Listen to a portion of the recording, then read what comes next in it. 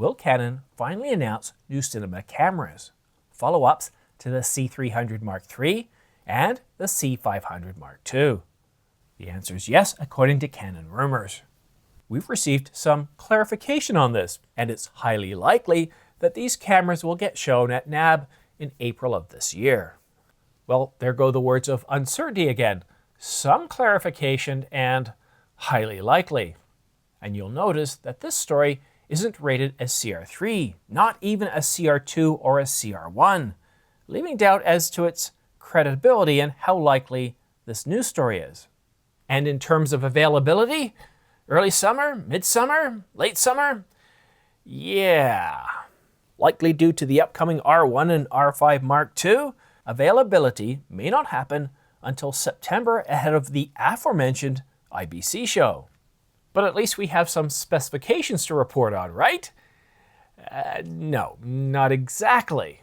Specifications for either camera are, well, scarce at the moment.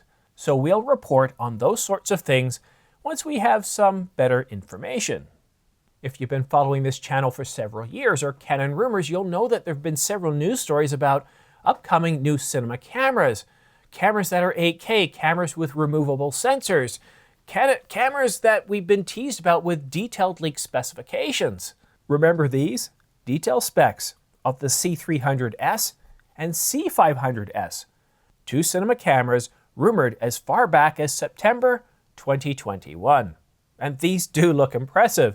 The C300S has an 8K Super 35 sensor that shoots 8K up to 60 frames per second, 4K up to 120 frames per second, and a BSI stacked DGO sensor, dual pixel autofocus, 16 stops of dynamic range in DGO mode, and 10 millisecond readout 8K DGO. And the C500S is no slouch either. 8K full frame, 8K 60, 4K 120, and a BSI stacked DGO sensor, 17 plus stops of dynamic range in DGO mode, and a 10 millisecond readout speed in 8K DGO.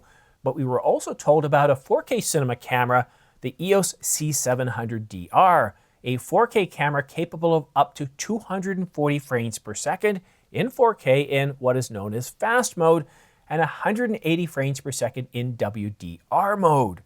It also has a BSI stacked DGO sensor, 20 plus stops of dynamic range in DGO mode, and a 5 millisecond readout time in 4K WDR.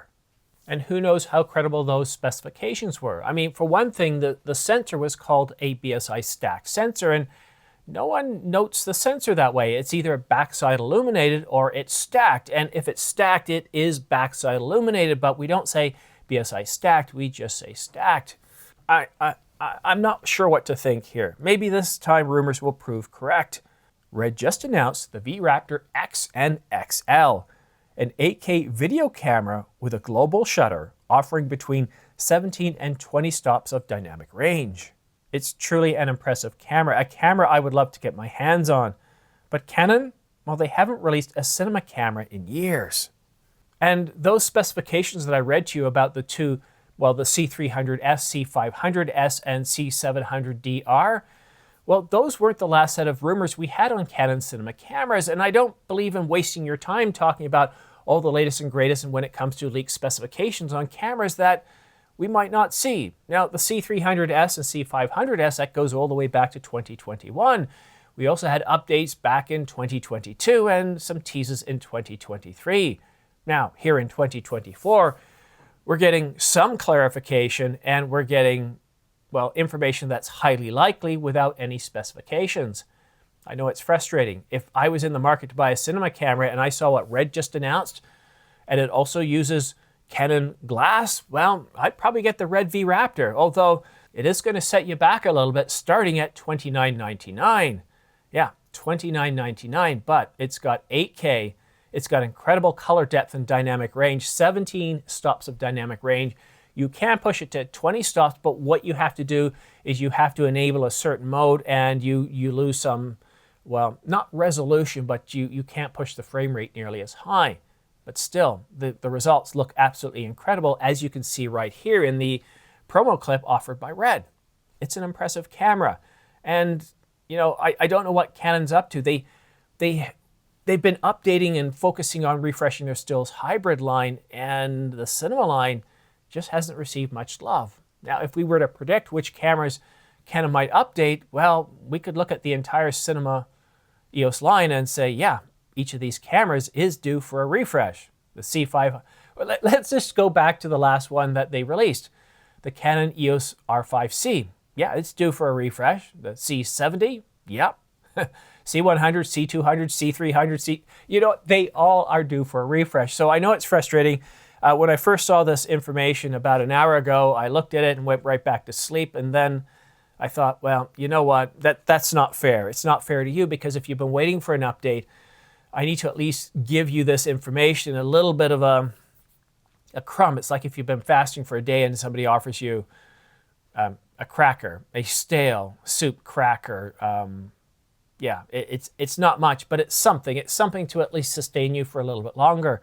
I know it's frustrating. The only thing we know for certain right now from Canon is that we do have 2 registered cameras. Canon is going to be at CP Plus at Yokohama in just a couple of days, this Thursday, February the 22nd, and it runs to the 25th. But they're not expected to make any major stills hybrid camera announcements, not even any cinema announcements. We're going to have to wait a little bit longer for that. I know it's frustrating. I do apologize. But go ahead and click that subscribe button and follow me on X, because as soon as I find out more information, I'll be sure to let you know. And if you're interested in purchasing any camera gear right now, cinema, stills, hybrid, or otherwise, bodies, lenses, or accessories, and you're looking at purchasing from Adorama, B&H, or Amazon.com, then please consider using my affiliate links down below, because, well, it really does help this channel grow. I get anywhere from 2 to 12% back, which goes right back into supporting this channel. I don't draw on income from the company in any way whatsoever. It goes back to supporting new gear, such as the 100 to 500, the recently announced 200 to 800. Yep, that's it there. And I'm mulling over getting the 24 to 105 f2.8 currently, because it doesn't look like Canon's going to release any new lenses or cameras till at least late April or early May. I know. It's like they just don't care about CP Plus anymore. It reminds me of Macworld.